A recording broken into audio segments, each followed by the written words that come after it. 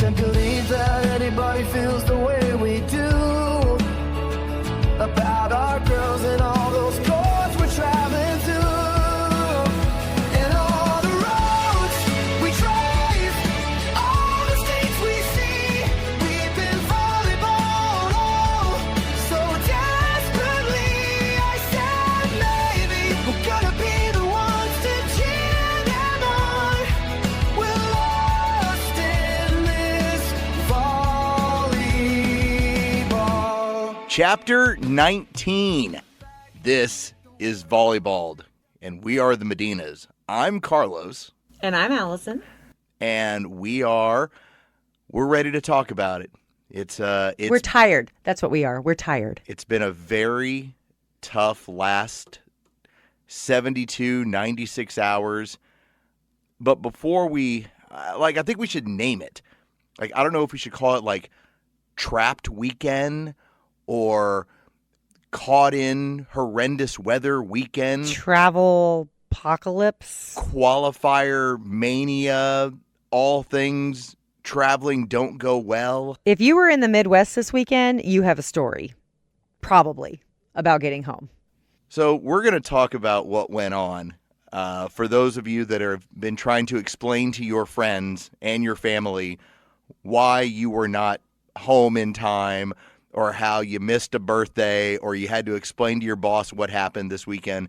But before we get into that, we talked about how 3 years ago we had what we thought was our worst travel experience, and now it doesn't even rank. We were at AAU's. My oldest daughter was 12.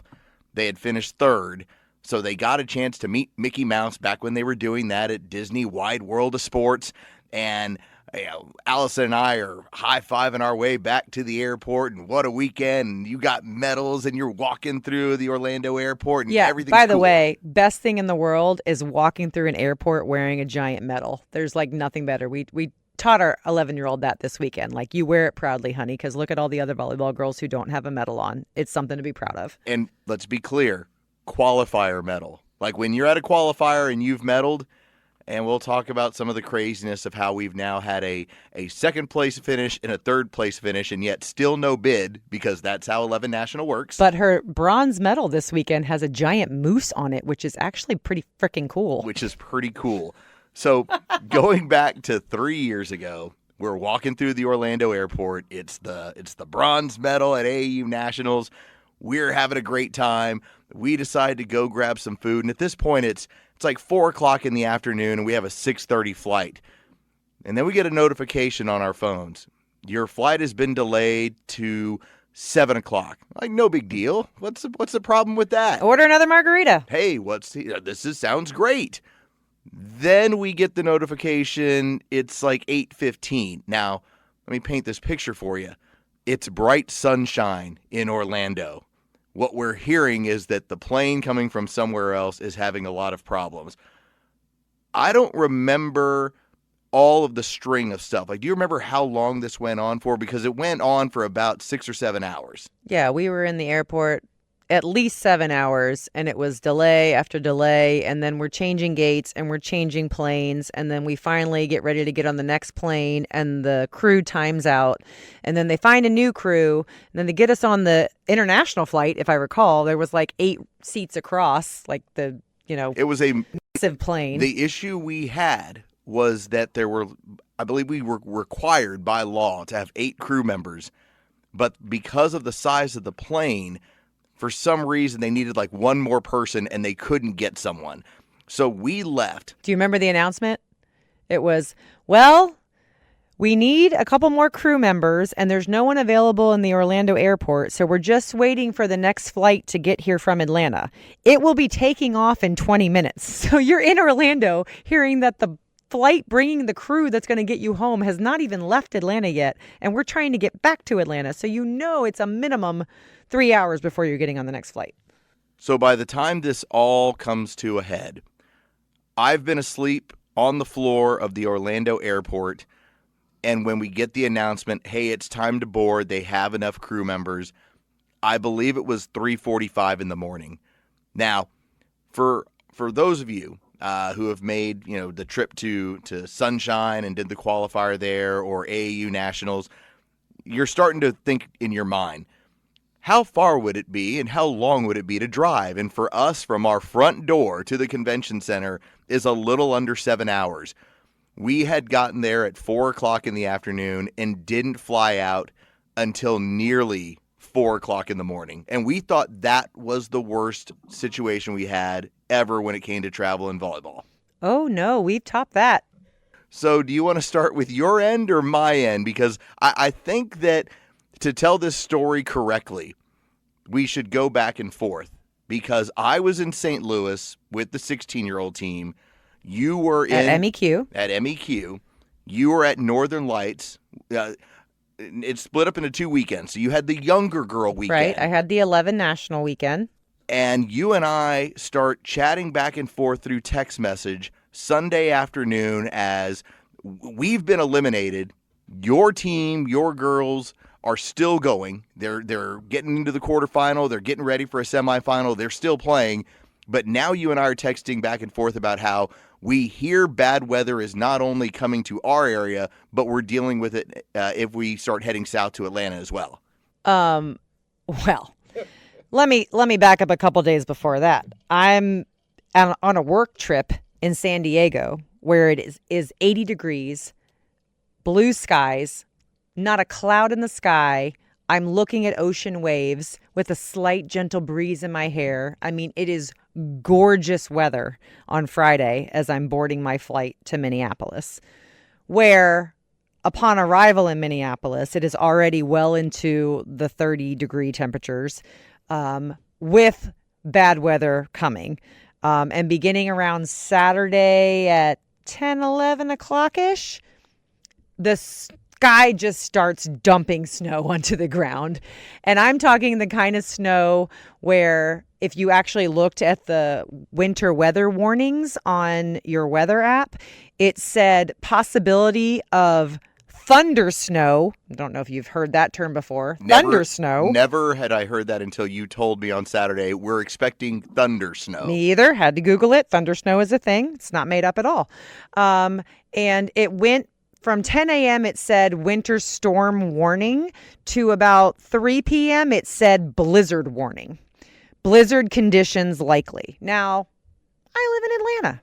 For those of you who live in this part of the country, we don't do blizzard warnings. So I'm preparing for like the world's going to end, the sky's going to fall, everything's going bad. But then it kind of does. Like the sky falls and the sky is just dumping white stuff on the ground nonstop in every direction from the time we wake up until we're done playing. And, you know, Minneapolis is organized as a cold city should. Going from your hotel to the convention center, it's all indoor skywalks, but they're clear and you can see. And we just watched throughout the day as we went back and forth. More snow fell and more snow fell. And there's these little like Bobcat tractors that go by every 30 minutes to an hour in the downtown area. And they just scoop up the snow and dump it onto the sidewalk. So by the end of the day, you've got these piles like 3 feet high of snow along the sidewalk, all along the major areas. And we're thinking, you know, we're from Atlanta. In Atlanta, we're not moving for the next 3 weeks if this happens, right? Oh, no. The city bus is running, which is insane to me. There's people walking outside in their ginormous North Face parkas. It's crazy. They just keep functioning when it snows like this. So I talk with you, and you've given me the update. But at this point, because it's Minnesota, it's Minneapolis, we don't look at it as a threat in terms of travel. Like, not as of yet. We haven't heard that anyone's going to have a problem. We have the same situation going on in St. Louis, but we're catching the other end of this massive storm. And so by the time it's bright sunshine, it was great weather, we walked around the Clayton area, which is a really cool area, by the way. We would walk to dinner, we would walk to different establishments, different bars, and it was great weather. Perfect. Now on our weather app, it's telling us there is a band of tornadoes and thunderstorms headed your way Sunday. And so that is kind of the point where I'm reaching out to you. You're saying, well, there's a lot of snow. I'm telling you, we've got like giant, crazy Midwest tornado alley weather headed our way. Yeah, it was weird. It's real weird, guys. So, So Saturday night, well, let me back up for a second. Before we're even thinking about getting home on Sunday, Saturday night, we were AM Wave. We cancel our plans for the team to go out for dinner, obviously, because there's a ton of snow on the ground and, probably half the team had coats and half didn't. Bring food in for the girls. They eat in the lobby. We get them all fed. We get them up to the rooms. They're watching movies together, having a good time. I'm at the bar with my dad, who came in town with me, and a couple other parents. And one of the moms on our team comes up and says, "Hey, we're going next door." And I was like, "Oh, okay. What's happening next door? What is next door? What's happening next door in Minneapolis that's so, in the snowstorm that's so fantastic?" She's like, "There's a drag show at the cabaret next door at 7 p.m. and I got us a table right up front." And I take a beat because I'm like, wait a minute. Let me put all this together. Is this a trap? Are you testing me? I'm in Minneapolis, Minnesota, and there's a cabaret next door with a 7 p.m. drag show that you would like us to go to. Okay. And the next comment out of me and the other mom sitting next to me was, "Yeah, okay, we'll do it. We're down. Let's go." So I'm getting the pictures from that as I'm now sitting with our coach of our team and a bunch of parents, and we're chatting about where we're going to do dinner. And at this point, I start getting text messages from my wife for the early show and videos to go along with it to prove, yes, this is indeed where we're at. I met Reba. I met Cher. I met the lady who sings Pink Pony Club. I mean, it was frickin' phenomenal. And it ended at 8 p.m., which is pretty much the ideal 45-year-old mom's night out. Which was a little different for us. So we had the scenario on Saturday. We end up losing our opening match. By the way, we're the 4th seed in the second group on Saturday. And we had actually played very well on Friday. We had played the 13 seed. I think we came in as like the 40th out of like 120. And we get beaten in the third set by the 13 seed. So we basically stick with the 40 seed. We then play in our group the second overall seed. We lose to that team. We then beat the 1 seed that's like the 11th overall seed in the tournament. So we're like, we're rolling. And then we lose our final match in the third set when we were up 13-11, and all we needed was 2 points. And so by the time we found that 11th floor bar, there was a lot of sad drinking going on. And now your images and the stuff you're sending, I'm like, that's a team that's having a lot more fun than we are right now. But little did we know we would all end up in the same horrible place. I mean, let me tell you, like, I've not been 20 years old in a long time, okay? But we felt 20 years old for just a little bit. There was a bachelorette party in the corner, and they sent us a round of shots. Nice. Which, by the way, I don't do shots. But it was so delicious that I sipped on it for, like, the entirety of the hour. But it was great because among us on the table, we had a coach, we had a lawyer, we had a pilot, we had like this power group of women who have just the sole thread of commonality that our daughters all are on the same volleyball team. And so the MC and hostess was calling us the volleyball moms and made a horrific joke at the beginning that got the whole room dying laughing, that obviously we were the volleyball moms, so we're also really good at handling balls, much like her. It was a time. It was great. So for those of you traveling to the second weekend of Northern Lights this weekend, just know Roxy's Cabaret is a blast. I'm just going to make this a quick notation. If when it comes to this podcast, you happen to be listening in Carline, know that was Allison Medina and not Carlos Medina that said anything that you would ever. I kept it G-rated. You would have to turn down your sound system It's for totally a moment. fine. All right, so let's get to now the misery.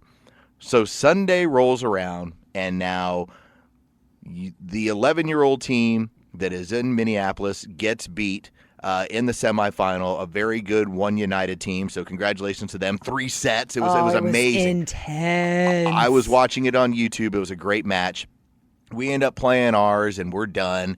And at that point, it's time to get out of town. We are having lunch at like 3:30 in the afternoon. We have about half our team that is on the 7:40 flight out of St. Louis when we start getting text messages, your flight is canceled. That's right. Yours was first. I remember. Mine was first. We're canceled. Now, this was the point where we then decide, well, there's only really one option. We've got to go to the airport and see how this is going to play out. We got up to the counter, and we typically, out of Atlanta, we fly Delta. In this case, we were flying Southwest just because of the scheduling of the flights. And the counter lady, who was a very nice lady, flat out told me, what you need to do right now is schedule however you can get out of here tomorrow and go get a hotel room right now, because anyone who is Chicago West is going to be dropped in St. Louis, and they will not be getting out for the night. And so that was now the emergency moment for us of, we're going to be here. Let's try and make the best of it. And now it turns to, as I'm getting to the hotel, contacting you to find out, are y'all going to get out of Minneapolis? Well, at the time, we thought the answer was yes. So we get to the airport because we got an alert that our 6:12 flight was actually going to leave early at 5:50. So we all hustle after the 2:30 match is over to try to get all of our bags at the airport and share Ubers and get over. By the way, as an Atlantan, I'm thinking I'm going to die on the way to the airport because I've never driven on a highway with 18 inches of snow on the ground. But they're seasoned professionals over there, and there was nothing on the roads on the highway. The side streets were a little wonky, but the highway was clear. Anyway, we get to the airport, plenty of time, check in, end up getting to the gate. There's a restaurant right next door to the gate. We sit down, have a drink, have some food. We're chill. We're good. We're going to take off on time. Everybody's happy.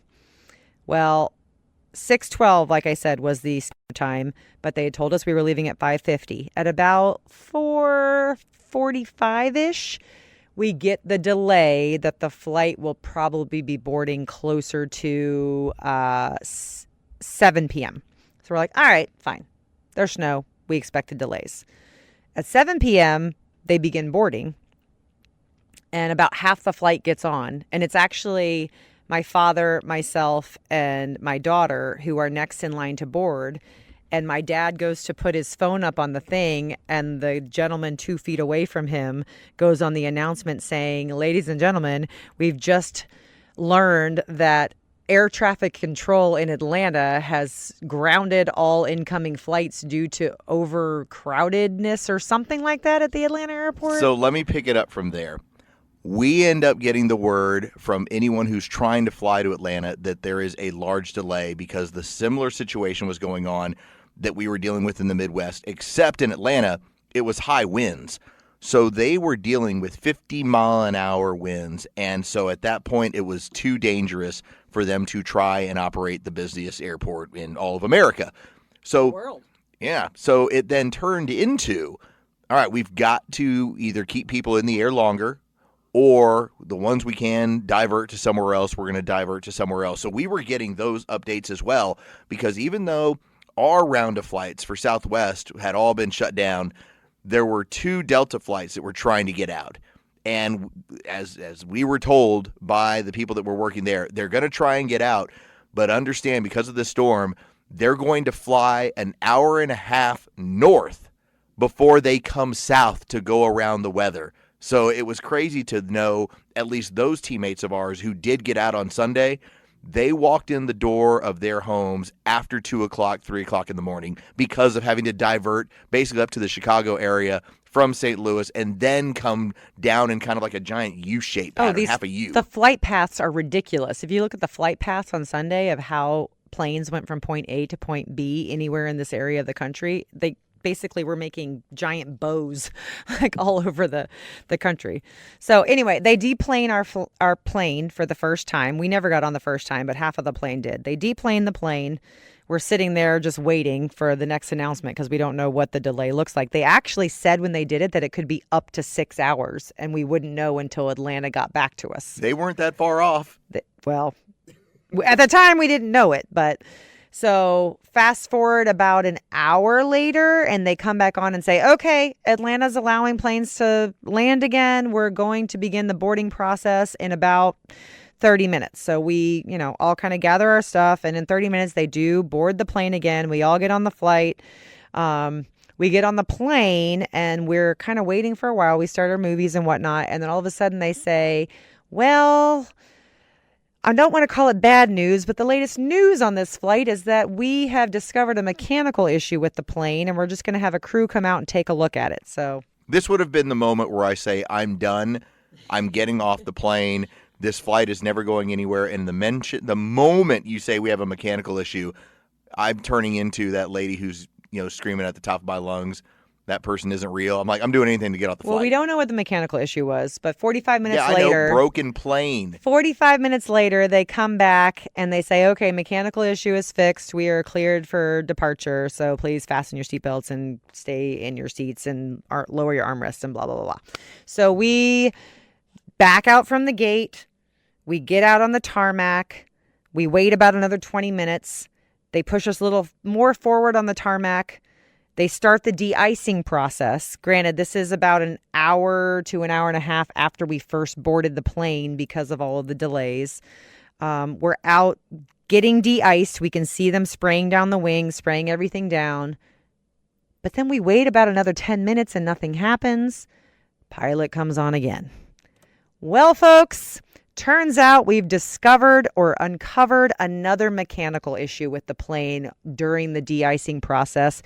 We're going to have to go back to the gate and deplane again. So while you're dealing with that, I am now back over in St. Louis. We have reached our hotel that we're at, right across basically the highway from the airport. And we're getting into the rooms, and I can hear this noise that is very distinct to me. As somebody who grew up in Texas, grew up in Tornado Alley, I know exactly what that siren is. Now, my 15-year-old daughter does not like big weather. No. She fears it, and that's probably our own fault from taking her to Florida and showing her hurricane damage when she was 9 years old. It never left her mind. Yeah, that's my bad. Yeah, that kind of messed her up. So parenting fault on us. So she starts asking me, she goes, "What's that noise?" I know what that noise is. That is a tornado siren. But I just tell her, I don't know. I don't think it's any big deal. And in my mind, I'm going, that tornado siren has been going off for at least a minute and a half, 2 minutes. And now here's the issue. Now some of the other parents have discovered it as well. They're coming out of their hotel rooms. Like I said, we've been in the hotel room for a minute. Is that the tornado siren? We got to go downstairs. So now there's this panic, mostly from my 15-year-old, who's ready to get down to a basement, which, by the way, didn't exist in that hotel. And I just keep having to tell her, everything's fine, we're going downstairs. But sure enough, as you're dealing with your end of your mechanical issues, I'm dealing with there are tornadoes in the area. That's the reason why nobody is taking off. And my husband is like, do not get back on that same plane. You make sure they get you a new plane. 2 mechanical issues is 2 mechanical issues too many, which he's not wrong. Now, before you finish up your end of what happens on your plane, because the question is always going to be asked, what about y'all getting a car? Because it's about 9 hours from St. Louis to our area of Atlanta. We tried desperately. We were contacting everyone in the area, trying to find a one-way, every single car company that you've ever heard of that does rentals. They were all gone. In part because the people who had been eliminated earlier in the morning of the tournament, if their flights had already been canceled, they took all the cars. So suddenly we're just stuck. And that's how we ended up basically being in the hotel overnight and having really no options other than let's see if we can find another flight the next day on Monday. So we're deboarding the plane for the second time. And on the way out, the flight attendants are kind of just, I'm so sorry, guys. So sorry. So sorry. And I look over at one of them and I just say, is the flight canceled? And she's like, no, we just got to kind of reassess once we get back out there. So we get off the plane, wait for another hour, no updates from anyone. Now, at this point, we had about 8 girls on our team on this flight. At this point, 2 of the families bail. They're like, We're getting a hotel room. We're going to take a flight tomorrow. I'm done with this. It's 10:30 at night. We're not doing this anymore. By the way, this is what I have suggested already to my wife after now the second time where I pushed the, why don't you just go get a hotel room? But at this point, Well, here's why. You were pot committed. No, well, here's why you're pot committed. If you just went on the Delta app and looked for a flight, it was saying there wasn't anything until Wednesday afternoon. This was Sunday night. I wasn't staying in Minnesota till Wednesday afternoon. So I was going to wait and see out that night. So we're waiting. It's 10:30. It's 11. It's 11:30. It's 11:45. No updates from the crew. And then all of a sudden, as we're just under midnight, like right up, butt up against midnight, the guy gets on the microphone. Who's the guy? He's the gate agent Oh, who's been there all night giving us these terrible updates. And he gets up there and he says, ladies and gentlemen, the flight is canceled. And the flight is canceled because the pilot got pissed off and left. And there's no other pilots in the vicinity who can fly the plane. So the bad news about that is the flight is canceled. The good news about that is they did not blame it on weather, and we got a free hotel room, and we got food vouchers, and we got things that you don't always get. So there was a silver lining. Well, that's going to be our fight, because a couple of flights did get out from St. Louis. So all the families they were on a plane where our flights were canceled, they told us, well, it's because of weather, so you're on your own. But considering that other flights got out, that is the reason why you still call and you argue and you kind of work it from there. But so by the time this all plays out Monday, we end up sleeping in Monday. Initially, I was supposed to be on a 5 a.m. flight to Tampa that would then take me on a second leg with me and my older daughter to Atlanta. As it turns out, when we brought it up on the app, there was no second leg from Tampa to Atlanta. They never even put us on it. They had scheduled us to be on the 5 a.m. from St. Louis to Tampa with no connecting flight to Atlanta. So now we're having to go through this process again. And what we ended up doing is waiting around all day, sitting in the airport for 6 hours, and we finally got on the 7:40 flight, which ended up taking off at close to 9 o'clock PM on Monday. Finally landing, getting back to the Atlanta airport, and we walked in the door of our home at 1:30 a.m. on Tuesday morning. That was worse than 3 years ago in Orlando. And my daughter went to practice Tuesday night, for the record. And school. And school, which she did not care for, but we made it happen. But yeah, our journey didn't end either. We were put on a 5 a.m. flight from Minneapolis that was delayed until 12:20. So we showed up at the airport at 10:30. As soon as we arrived, our flight was delayed until 1:30. And then about at 12:30, it was delayed until 3:30. And about at 3 o'clock, it was delayed until 4:30. And we finally took off at 4:45. However, I had received an email at 9 o'clock that morning saying my bags had just arrived at Atlanta, claim 3 at 9 o'clock in the morning. So we spent the night in an embassy suites with no clothes, no toothbrush, just us and our carry-ons, and we're stinky and gross and had not brushed our teeth the entire day in Minneapolis. And we arrived in Atlanta at 9 p.m. and then had to go hunt down our bags, which had been there since 9 o'clock in the morning. So fun stuff. To tell you how the only way it could have been worse, I have authorization to tell this story. So I'm not going to say names, but it's a former teammate of ours, a libero, and one of the sweetest kids we have ever been around. She was on our flight coming back, that 7:40 flight that took off at 9 o'clock.